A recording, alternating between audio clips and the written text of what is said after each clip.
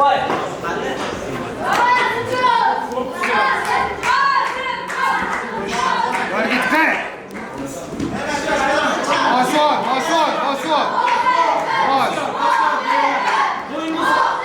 qo'ling bilan, chap qo'ling bilan.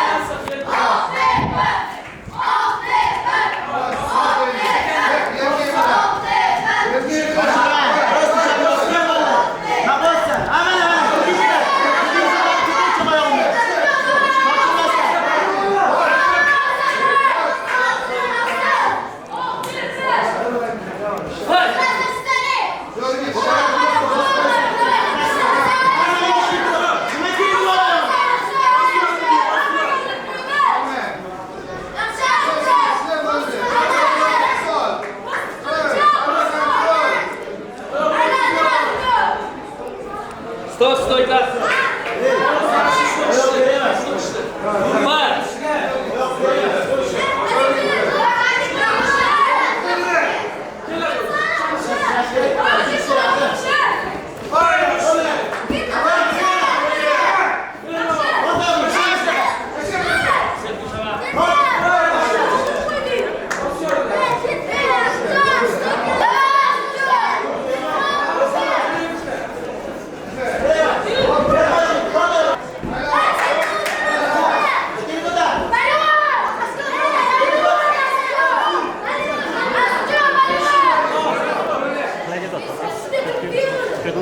Öyle.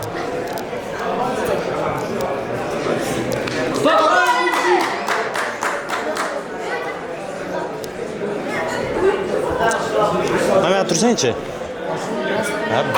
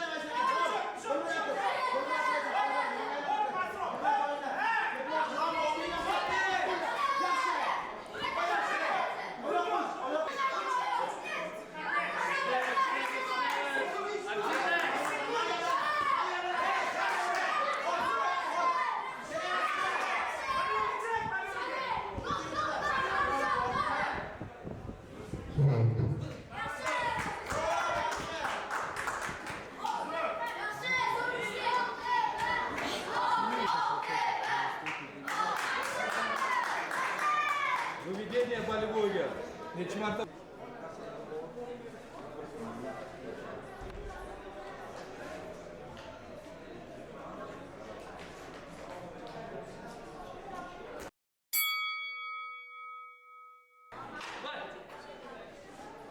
Demak, 10-11 yoshlik ishtirokchilarimiz eslatib o'tamiz. Toshkent shahar bo'yicha aralash jang san'at yo'nalishida 35 kilogramda hozir to'qnashishyapti.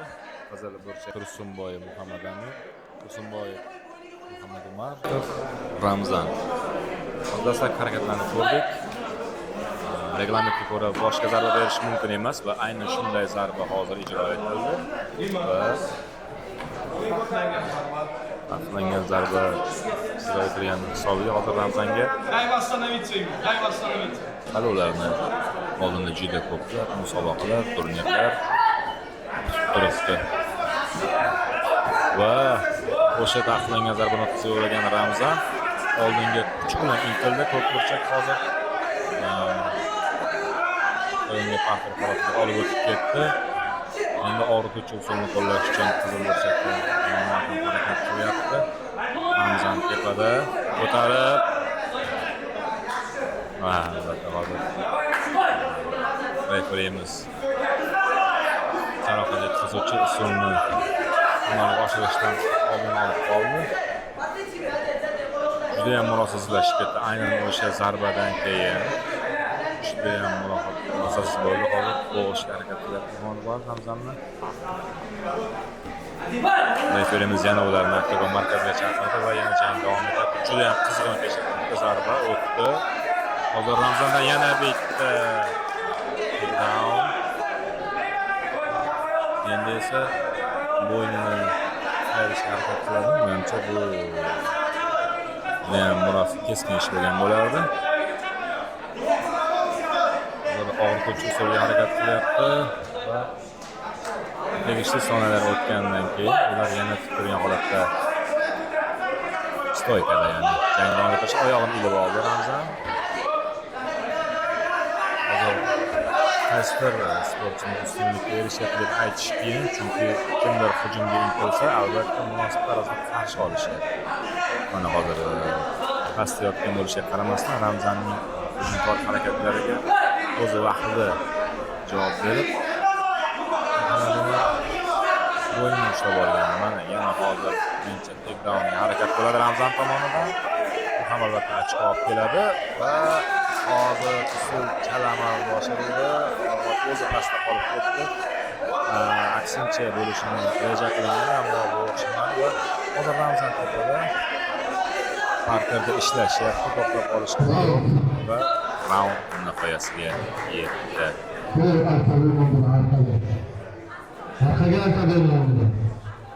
Endi eng qiyini hakamlar zimmasida bo'ldi. Qizil burchakli sportchi va Abdullayev Muhammad Ayub Jafar Team vakili Muhammad Ibragimov Bobur Mukajimga qarshi jonlanib qolgan sezish mumkin. Demak, darhol hujum va darhol himoya. Kim himoyalanayapti, kim hujumga o'tyapti ko'rdingiz. Sharhlashga ulgurmaymiz albatta. Dastlabki bir necha zarbalardan keyin darhol takedown bo'lib ketildi. Hozir yana stoykaga o'tilyapti. Yaxshi harakat qildi ko'k burchakdagi sportchimiz. Endi qizil burchakdagi sportchi albatta qarshilik qilishga harakat qiladi va hozir juda bir keskin tarzda devoriga bosh urildi sportchining. Referi buni diqqat bilan kuzatyapti. Hech qanday bir hisobga qo'yishga kelmadigan degan o'yda ularni yana parterdan tik turgan holatga o'tkazib yuborishyapti.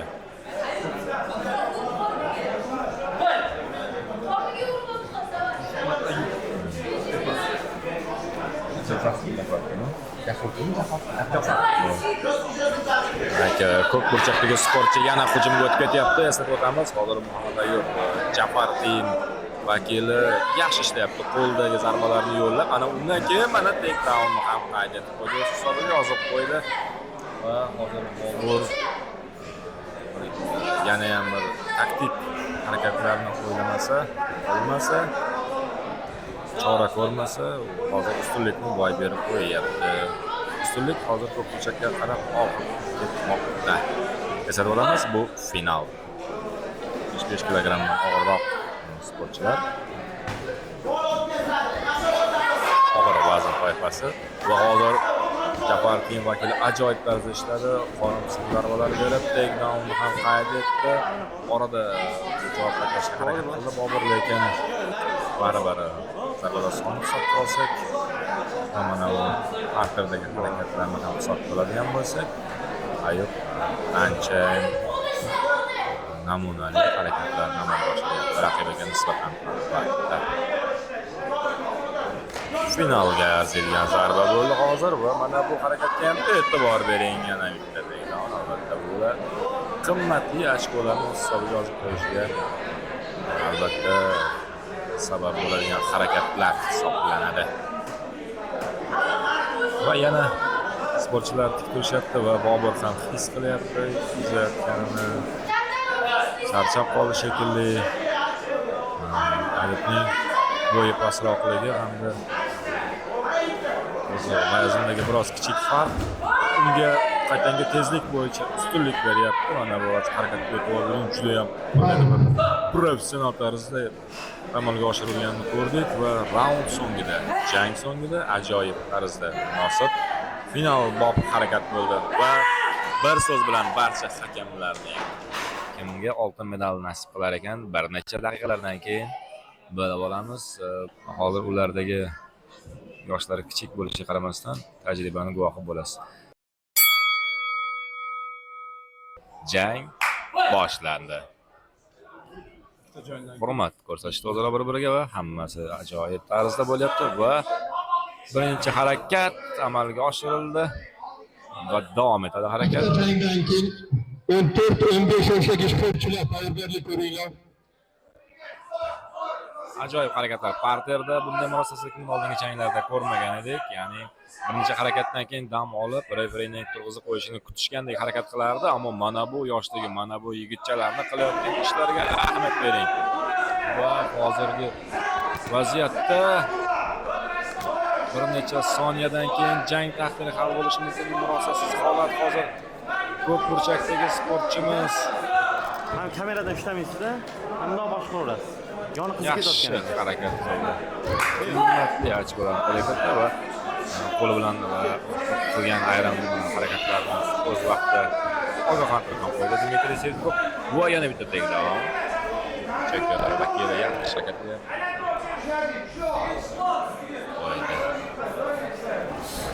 Darhol oyoqqa hujum qildi va yana bitta harakat. Ular yana oktagonda va yana darhol o'zlari turib bu safar uncha o'xshamadi. Borasida lekin agar ortiqcha usulga o'zi tushib qolmaydigan bo'lsa,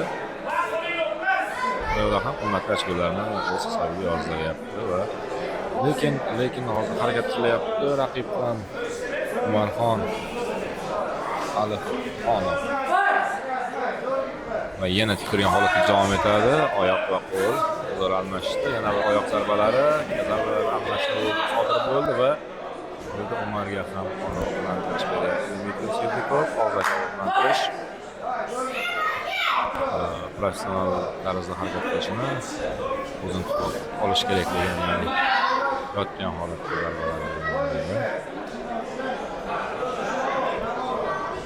hozir biroz dam olishyapti. Raund so'ngida biroz tezlik ham pasaydi. O'ylabroq harakat qilishga o'tishdi yigitchalar va mana bu harakatlarni ham ko'ramiz. Yana bir harakat, ajoyib harakat.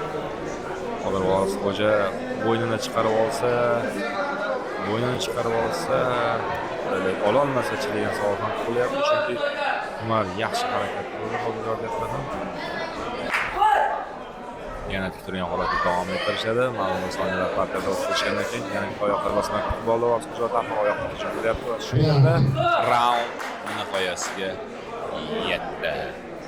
Eslatib o'tamiz, Toshkent shahar birinchiligi MMA bo'yicha 37 kg vazn toifasi 12 va 13 yoshlar toifasida 37 kg-da g'olibimiz aniqlandi. Bu qadrli tomoshabinlar, 12-13 yoshda 37 kg vazn toifasida final qiladi. Bu qizilmi? va jang boshlandi. Ehtiyotkorlik bilan harakat qilishyapti va dastlabki zarba o'tkazildi. Time out.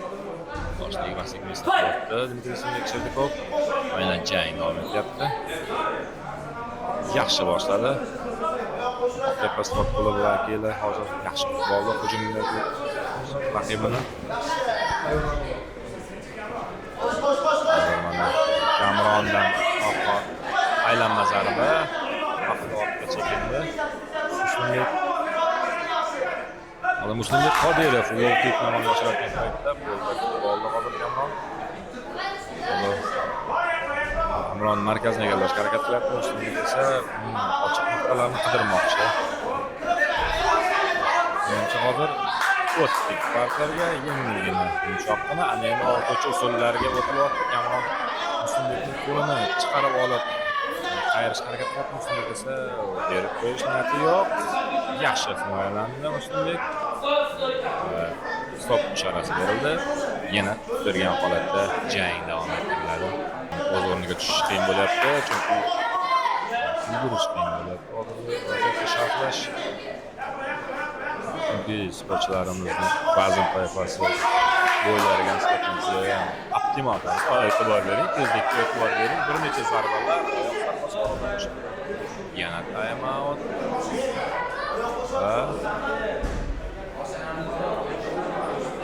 Bal olib tashlandi. Hozirgi vaziyatdagi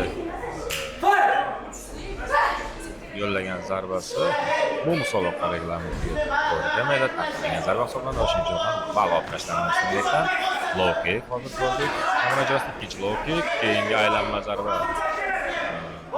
o'tmadi. Vaqtida ortga qaytdi. Shuningdek, va yana markazga intilyapti. Har ikkala sportchi ham birinchi raqamli bo'lishga harakat qilmoqda. Distansiyani ham yaxshi ishlashyapti.